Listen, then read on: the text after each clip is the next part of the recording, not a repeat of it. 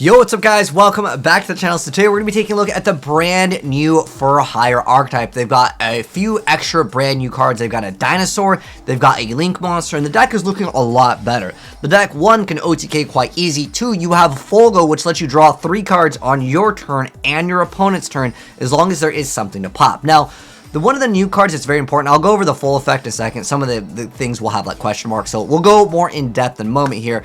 But there's a brand new link monster that lets you actually pop a card and actually let you get out maybe potentially multiple monsters, which is actually going to be Donna Dagger for Hire. Like I said, I'll go into the other screen so I can show you guys the effect here in a second. But basically what it comes down to is the new dinosaur lets you cycle through cards a lot faster, and you can go into beat more consistently, which is actually one of the most important for hires if anyone has played the deck, as it does search out any extra for hire, which could be Raphael, which does have a negation effect. So again, what's really good, being able to draw 3 cards during your turn, your opponent's turn, that's huge. Ideally, you'd have like Folgo, Raphael, and the brand new Donna, and that's going to let you get so much free advantage. So it's basically like getting, as long as you can pop something, as long as your effect doesn't get negated by Folgo, you're drawing 3 additional cards every single turn. And that's your turn and your opponent's turn. The guy just had to say Chi-Chi. He's just not going to be able to come back from that too much. So I'll go into the deck profiles in a second here, but I just want to go over the effects real quick. There's multiple different builds that I'll show you guys.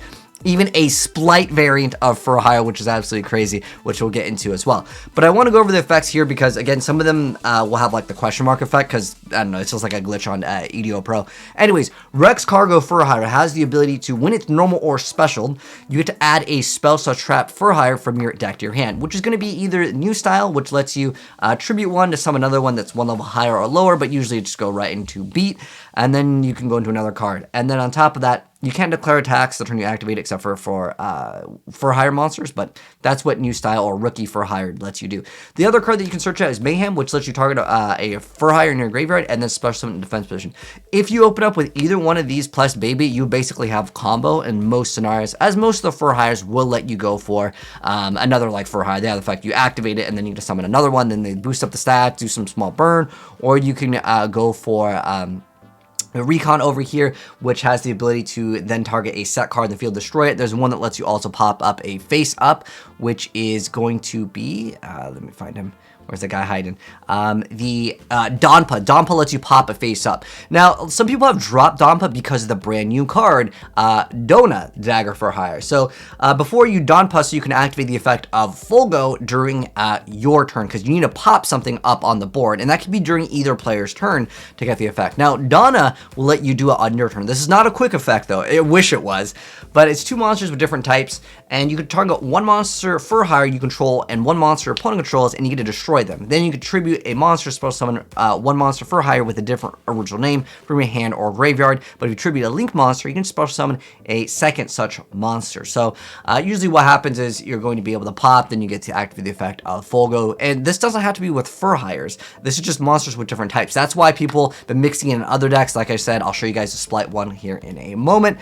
The Splight is actually pretty interesting. So let's go and show that one off, and I'll show you guys some things that you can do and why people are running E-Telly in the deck. Because at first I was like, why are people playing E-Telly? Dude, this guy opened up triple Nibiru, all right, and evenly. So let's check out what's going on with this Splight variant, because I thought this was one of the more interesting ones via AVI Pony over here. So he's going for Folgo. This is like pretty standard. I mean, a lot of times you want to go for Folgo, Raphael, and then you want the brand new Link monster as well. That's kind of like the ideal play turn 1 if you can make that. But obviously with Splight, you have extra negations, which definitely makes the deck better. He gets hit by a Nibiru, but is that going to stop him? Find out on this episode of Dragon Ball Z. But he's going for Splight Blue, and you can still combo pretty hard. Look, he uses the Nibiru token, goes into more cards over here, and with the effect, he's going to be able to pop with a Donpa. That was the card I was talking about.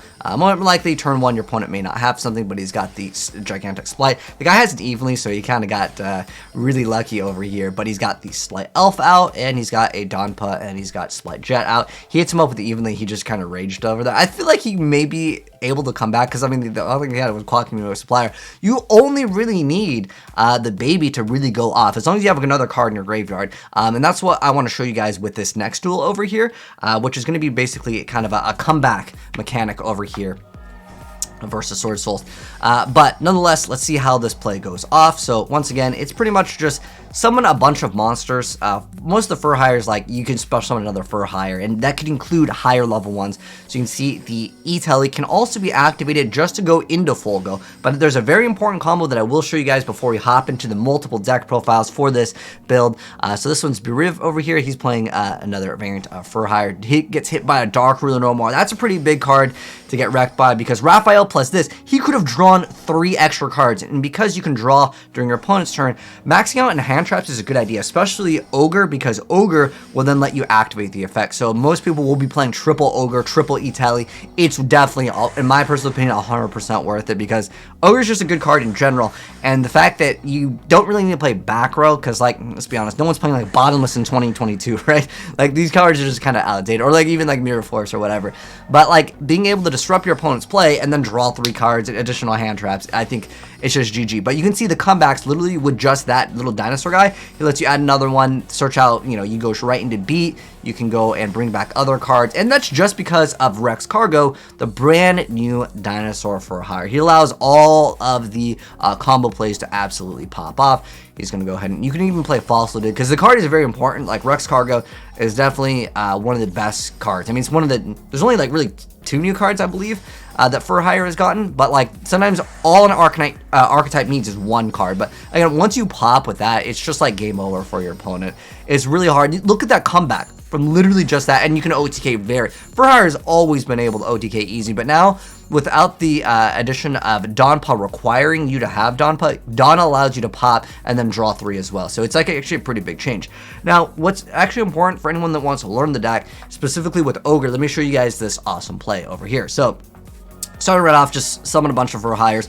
And then obviously you can go into B. B is like one of the most important cards as well. If you are going second and your opponent has a board, with cards like Dark Ruler, if you can Dawn Paw and pop cards and draw 3, you're usually going to be winning the game anyways. So Dark Ruler no more, consider that as well. Also Droplets can be good, because a lot of the combos that revolve around the baby require a 1 in the graveyard in order for it to like kind of go off. So okay, this is still my turn right here. This is actually like what I was kind of testing this out, because I wanted to show you guys that Fogo works off of any effect. It doesn't have to be just Donna or Don Pa. So when Rex Cargo summon, I'm activating the effect of Ogre. Remember, you can Ogre on the field as well as in your hand. It's not just a hand trap, it's a board trap too. So you can E-Tele into it, and off of that effect of Ogre destroying something, I get to draw 3 cards. So that does work with any card effect. It doesn't have to be specifically for hire. But anyways, now that I've shown you guys some of the gameplay, let's go over like a brief little deck profile for you guys over here. I'm going to mouse over the cards kind of fast because we got 3 of them here. But other additional cards, you can play Magician's Souls, like, because it's just free extra summons. Instant Fusion, obviously great. A lot of times you just need extra cards. And because this deck can definitely play into the draw multiple cards, for me personally, D-Barrier and there can only be 1 can be definitely used in the deck. I mean, look at the monsters. The Dragon, Spellcaster, Wing Beast, Reptile, like, they're all over the place, right? So you can run, like, Floodgates, right? You can just lock them out with D-Barrier. This card is pretty good. I'm sure a lot of you guys have seen it before. But personally, I think maxing out on hand traps is the smarter decision. And the reason why maxing out on hand traps is because if you're drawing during your turn and your opponent's turn additional 3 cards, you want that highest chance to draw those other cards. So I think maxing out on Ogre and E-Tele is a must for me. Specifically with the Splight build over here, I mean, they absolutely popped off. I wanted to see more of this gameplay. Maybe I'll get you guys some more gameplay of like the Splight variant, but I thought it was really cool because you guys can see obviously where it's going to go. I mean, you guys have seen Splight already. It's been everywhere, but I think the Fur Hire archetype can run it as well. I mean, Splight is technically kind of splashable in this deck because, again, most of them don't have like any requirements other than just monsters with different types, and you could just go for a bunch of mix-ups. So I thought it was a really cool idea. Also, Reasoning's pretty cool in the deck because all of the Fur Hire monsters are all over the place in terms of level, and you can literally hit like most of the cards and get some sort of advantage. But anyways, that's it for the deck profiles. I'll also include the one-click download, but I just moused over it just in case any of you guys want to build it in real life. But anyways, thanks for tuning in, guys. If you guys enjoyed the video, drop a like on it. If you're new here, hit subscribe, turn the bell, and you will see more Yu-Gi-Oh content very soon. Take care, and I'm out. Peace.